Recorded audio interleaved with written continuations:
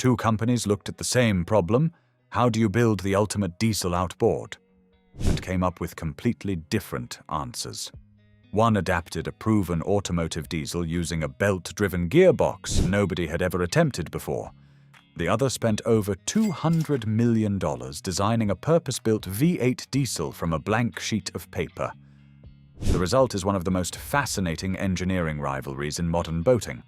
And by the end of this video, you'll know which one is actually better. The origin stories. A problem with two very different solutions. The OXE story starts where the best engineering stories always do, with someone who couldn't find what they needed and decided to build it themselves.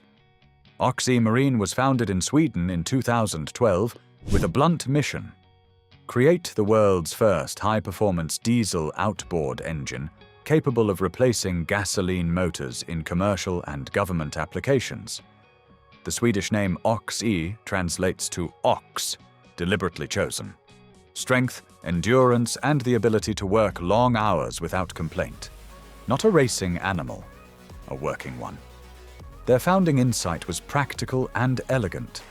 Diesel engines already existed in abundance, refined over decades by the automotive industry. The problem wasn't the engine, the problem was the power transmission. Traditional outboard bevel gears can't handle the torque a diesel generates. You'd shatter them.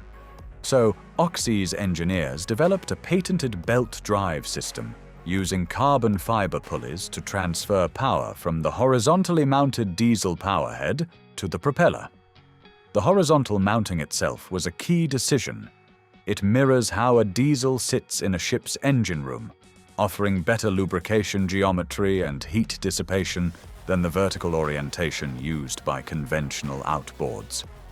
The powerhead in OXE's 125 to 200 horsepower models is a Marinized 2.0-liter inline-4 turbocharged diesel derived from General Motors' automotive program. The 300 horsepower model uses a BMW inline 6 3.0-liter turbocharged unit.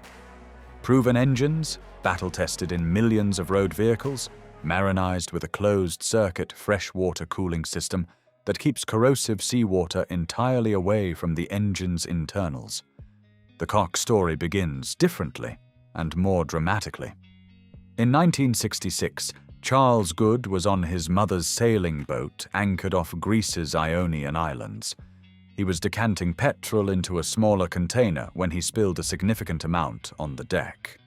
A fire erupted.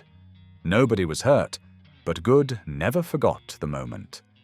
Decades later, he was working at a small investment bank in the UK when a project kept landing on his desk, a concept for a lightweight diesel engine designed by a Formula One racing engineer named David Cox. Good took Cox's plans to Ricardo plc, the British engineering firm with a history stretching from McLaren to Bugatti, and in 2008, with Good's investment backing, the development of a purpose-built diesel outboard began. Cox's approach was the opposite of OXE's in every significant way. Where OXE reached for proven automotive technology and adapted it, Cox started from a blank sheet of paper. Where OXE mounted the engine horizontally and used belts, Cox used a conventional vertical crankshaft to drive a traditional lower unit, but with a powerhead that had never existed before. The result, after a decade of development and roughly $200 million in investment, was the CXO 300, a 4.4-liter twin-turbocharged V8 diesel engine with common rail direct injection, high-pressure fuel delivery, and a compression ratio of 16:1. It produces 338 horsepower at the crankshaft and 300 horsepower at the propeller. David Cox passed away during the development years, but he lived long enough to see the sea trials. His name now sits on every engine the company makes. Both engines entered the market in 2020. The rivalry that had been simmering for years finally had two real products to compare. The philosophy battle, adapted versus purpose-built. OXE's philosophy can be summarized simply: use the best existing technology and solve the transmission problem. The automotive diesel engines at the core of their lineup have millions of hours of aggregate real-world testing across countless vehicles and industrial applications. The failure modes are known. The service requirements are understood. The parts supply is deep and global. When OXE marinizes a GM or BMW diesel, they're not asking the powerhead to do anything it hasn't done before. They're simply giving it a new home and a new transmission path to a propeller. The belt drive is where OXE's genuine intellectual property lives. Traditional bevel gears would be overwhelmed by diesel torque. The OXE 300 generates 600 foot-pounds of torque, roughly twice what a comparable 300 horsepower gasoline outboard produces. The carbon fiber belt system absorbs shock loading, isolates the gearbox, and allows a slimmer underwater section because there are no bevel gears in the lower unit at all. The result is a smaller, more hydrodynamic torpedo housing that reduces drag. The belt also enables a switch between two gear ratios, 1.73 to 1 and 2.17 to 1 on the smaller models, by flipping its orientation. No tools, no lower unit swap. The hydraulic clutch allows seamless gear changes at any RPM, giving it a trolling mode that commercial fishermen describe as transformative. The alternator output tells you something revealing about who OXE is built for. The OXE 300 produces 180 amps. A Yamaha F300 produces 70 amps. That additional electrical capacity isn't there for your fish finder. It's there to run hydraulics, deck winches, bilge pumps, searchlights, and auxiliary equipment on working vessels. OXE is engineered for boats that never stop working. Cox's philosophy is more ambitious and more contentious.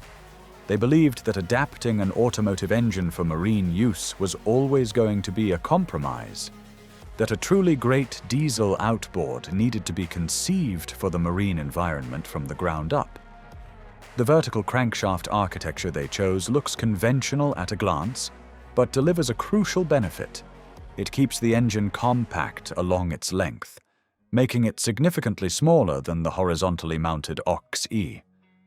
The twin turbochargers feed into a common rail injection system with a compression ratio a diesel truck would find extreme at 16 to 1. Peak torque on the CXO 300 is 1,052 Newton-meters, delivered in a usable band from 1,300 revolutions per minute all the way through 3,000 revolutions per minute. In a heavy commercial vessel that needs to get on plane quickly and then cruise efficiently for hours, that torque curve is transformative. A 300 horsepower petrol outboard typically peaks its torque at one narrow RPM point. The Cox delivers almost all of it from idle upward. Cox also claims something OXE cannot. It is the only high-powered diesel outboard to achieve BSO-2 certification, alongside EPA Tier 3, IMO2, and RCD2 compliance. The emissions figure, just 4.6 grams per kilowatt-hour of combined hydrocarbons and NOx, outperforms other diesel propulsion systems currently in the market. And crucially, Cox's V8 has been validated for 22 different approved fuels across Europe, North America, Asia, and military applications, including jet fuel. That last point matters enormously in the defense market. A Navy or Coast Guard vessel that can draw fuel directly from the mothership's tanks without carrying a separate petrol supply has a genuine operational advantage. Both OXE and Cox cite the NATO single fuel concept as a core driver of their development, and both have secured military contracts as a result. Real-world performance, where each engine actually wins. In independent testing, a 150 horsepower OXE diesel mounted on a 23-foot RIB came onto plane in 3.5 seconds and reached 37.5 miles per hour. Respectable performance for a working boat. At that speed, it burned just 9.6 gallons per hour. A comparable 150 horsepower gasoline outboard, running a similarly sized boat, burns roughly 13 to 14 gallons per hour at the same speed. That is a genuine 40% fuel saving in real-world conditions, not a laboratory claim. OXE's own sea trials of the OXE 300 against a gasoline equivalent on a 12-meter tender showed the gasoline alternative consuming 50% more fuel at the same speed. That difference, multiplied across thousands of operating hours on a commercial charter boat, patrol vessel, or offshore research platform, is not a marginal gain. It's the entire economics of the operation. One commercial operator running a power catamaran on twin OXE engines estimated fuel savings of around $150,000 per year compared to his previous Yamaha 425 installation. He had logged over 2,050 operating hours on the OXE units at the time of that statement. The Cox CXO 300 is slightly heavier than OXE, but the performance data from independent tests is compelling. BoatTest.com recorded the CXO 300 coming onto plane at approximately 2,500 revolutions per minute, earlier and more effortlessly than comparably powered gasoline engines, and reaching a top speed of around 44 miles per hour on a heavy 26-foot center console. Cox claims approximately 30% better fuel economy than a gasoline equivalent, which in testing appears conservative.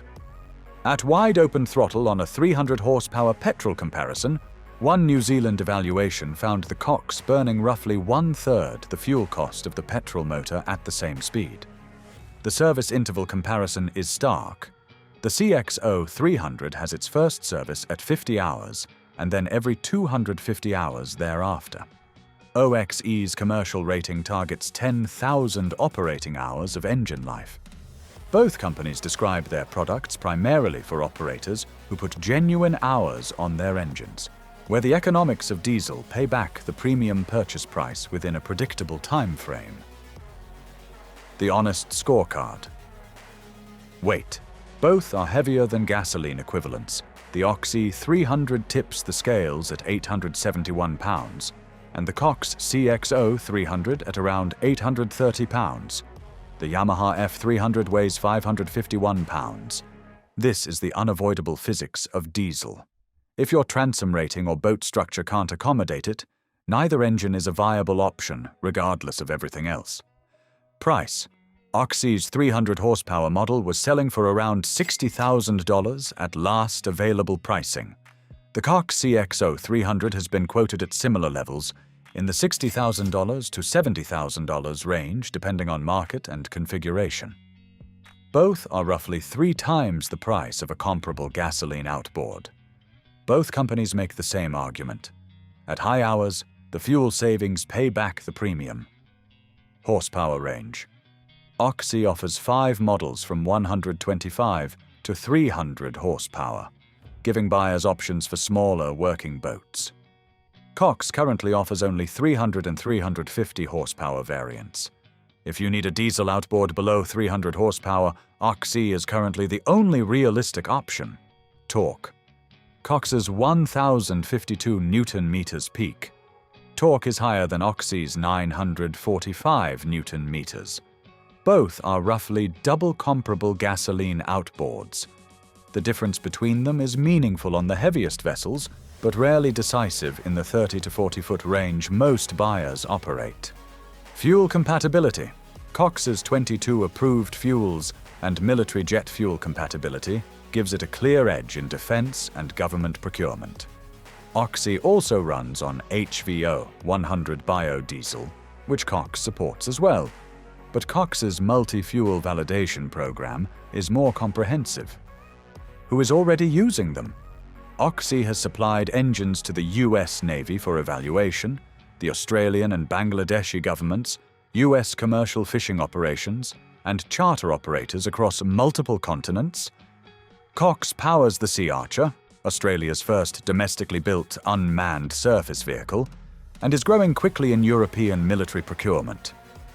Both companies are now primarily focused on commercial, government, and military applications. Recreational sales exist, but are a secondary market for both. The verdict: which engine is right for your type of boating? If you are a commercial operator, charter captain, or government fleet manager who puts significant hours on engines in saltwater environments and needs a range from 125 to 300 horsepower, OXE is the more practical choice today. Proven powerheads from established automotive manufacturers, a longer track record of field operation, a wider horsepower range, and an established U.S. service network through their Albany, Georgia facility make OXE the more accessible entry point into diesel outboard power. The fuel savings at high hours are documented and substantial. If you operate in the 300 horsepower range and need the highest emission certification available, multi-fuel compatibility for defense applications, or the highest peak torque figure in the diesel outboard market, Cox is the technically superior choice. The V8 was built from scratch for the marine environment. Its purpose-built architecture, paired with the widest fuel approval list in the category and BSO-2 certification no competitor holds, makes it the engine of choice for serious defense procurement and the most demanding offshore commercial applications. If you are a recreational boater weighing a diesel outboard against high-end gasoline alternatives, be honest with yourself about hours. At 100 hours a season, the economics of either diesel outboard won't recover their premium against a Yamaha or Mercury in the expected product life cycle. At 500 hours a season on a charter vessel or offshore research platform, the calculation flips definitively. The diesel outboard market is still early. OXE and Cox are not competing for the customers that Yamaha and Mercury serve. They are competing for the customers those brands cannot fully serve. Operators for whom fuel cost, range, fire safety, and longevity are not features but necessities. In that market, both have earned their place. OXE got there first with more horsepower options. Cox got there with more engineering ambition. Whether the ox or the engineer wins in the long run may depend less on the engines themselves and more on which company builds the service network and parts supply chain that serious operators can rely on for years of hard use.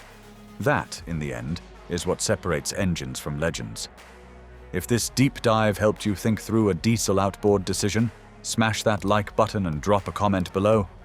Are you running diesel on your transom or still on gasoline, and why? Until next time, keep your props in the water and your fuel tanks running light.